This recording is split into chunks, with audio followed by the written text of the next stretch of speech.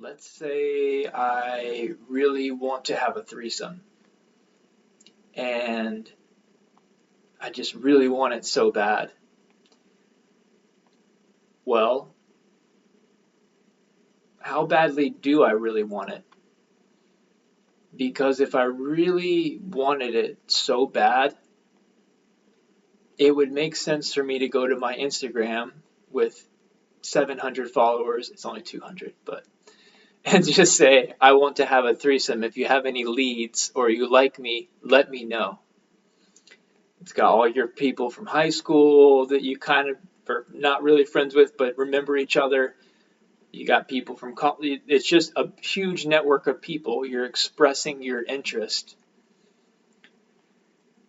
Now that's, most people that say they want to have a threesome would never do that, even though it's probably more likely it would happen, or at least happen faster, if you did that.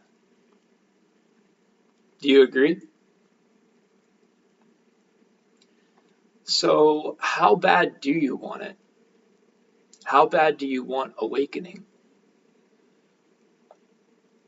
Are you at the level of the guy that's downloading Tinder, making an account, trying to hope to find somebody to have a threesome? So he's grounding it in some capacity into his life, versus the guy that goes on Instagram and says this to his actual network of connections, versus random hope, throwing the dice in the random internet in hopes something like that would magically work out. Which level of desire of awakening are you there? What's the equivalent of that level of want, of commitment, of not caring about anything that comes with it, collateral damage or collateral change to your life, to your reputation, to what you are, to what people think you are, to who you think you are? How much are you willing to endure in that for this? And the answer doesn't matter. It simply is an observance of what is true. So it's really important to identify your desires. You probably know your desires. Maybe you want to make the world a better place and you build bridges and construction and you have this vision, maybe something like that, that is actually a great idea and you're passionate about it. Does that need to carry over into your awakening? How strong of a desire is it? And just be honest about it. Do you want a relationship? So mine is like a relationship. I am attached to my work in some way in that I could really see it getting bigger. Um, the type of the modality I work in, I'm referring to, and it being more prevalent in society. I'm somewhat attached to that because I think it's a great idea, and that's kind of the way the world's going anyway. At least that's what it seems like. Which means just the fact that it alters my perception of reality or the future to come. There's something about this that influences that. So your desires are kind of in the now, parameters of what's possible for your being. And what and maybe you want to do world travel. Maybe it doesn't matter what it is, but we all have identity desires that are valid, that are very authentic to us. And you either need to really ask yourself, is this desire real? Is it rooted in some desire that I'm not seeing? Maybe I want to be respected as a person. Maybe I want acknowledgement from others. I feel like they don't acknowledge me, acknowledge how valuable this is, acknowledge how good I am at it, whatever it may be. What if that's really what I want? And it doesn't matter if it were to come from me realizing this and expecting the neighbor to acknowledge, like thinking I now live in a reality where there's acknowledgement? Or is it really about the specific story or narrative behind this? So there's layers to our desires. And essentially, awakening is going to be that most source core layer. So one is asking yourself, is this really what I want? And maybe really investigating that and seeing if there's what's underneath it. And the other thing is, if you do recognize these desires in yourself, pursue them. You need to go be kind of relentless about them. Like if you want awakening, but you have other desires, you need to, they can't both be there. It just doesn't really, it's like a mathematical impossibility, basically. Um,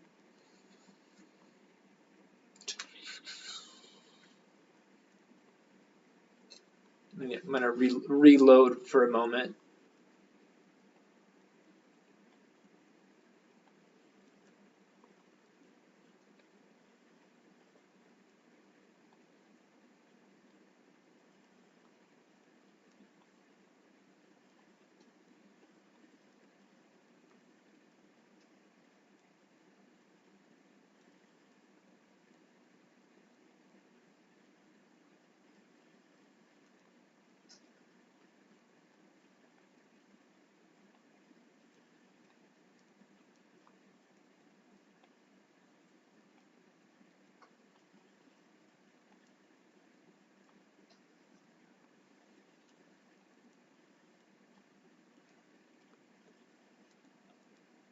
Pursue your desires.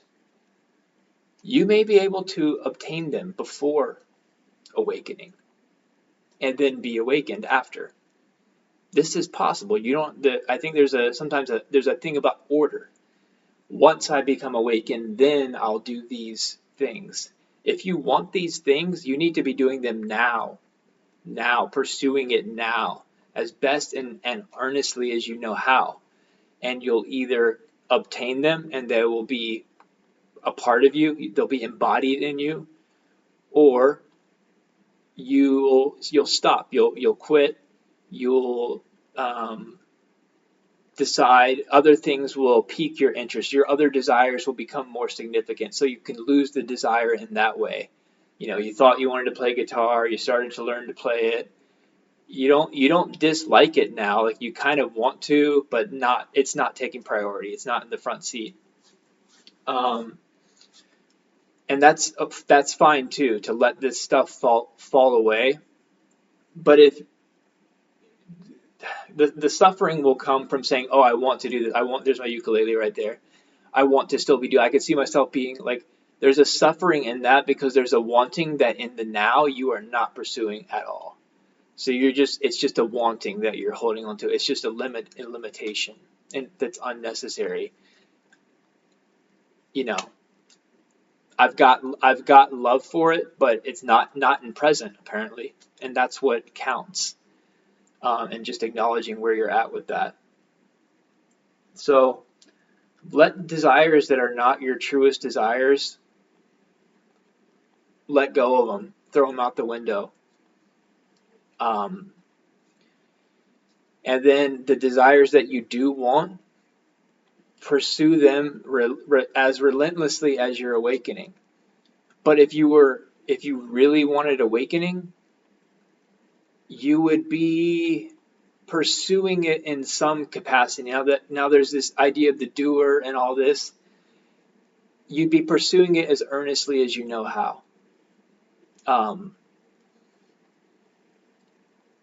and there's just not many people are actually doing that. Even spiritual influencers, even me.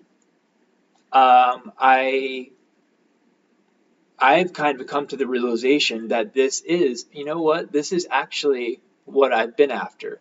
And it's come through sort of different tunnels have been sourced through this. I'm kind of seeing it now. You know, I like the body work. I like embodiment. I like embodiment. And I'm realizing that that was bringing me closer to source. And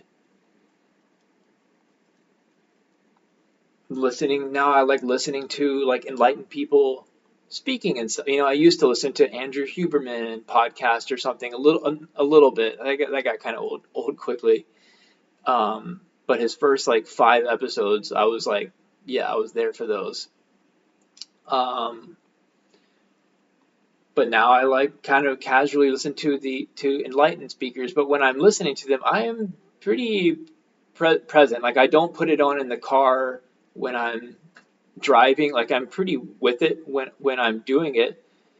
The people I'll put on the car are people that I'm not as sure that I want their influence. Like I'm trying out new people, listening to someone new, but I'm not putting them on rotation necessarily. I might sometimes in the car, but a lot of times when I'm listening to them now, I'm sitting with them. I'm not. It's not background noise to some other activity.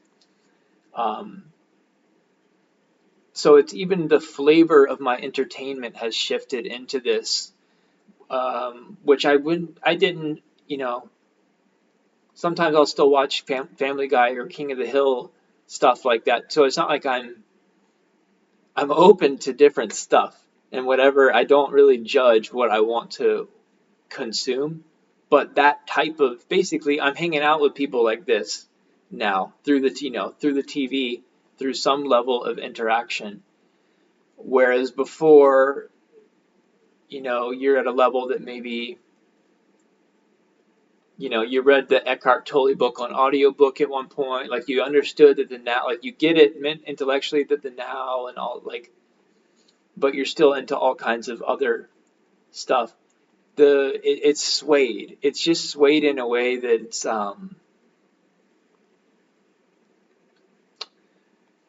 but it's casual. I don't know. It's hard to explain. That's probably not necessary.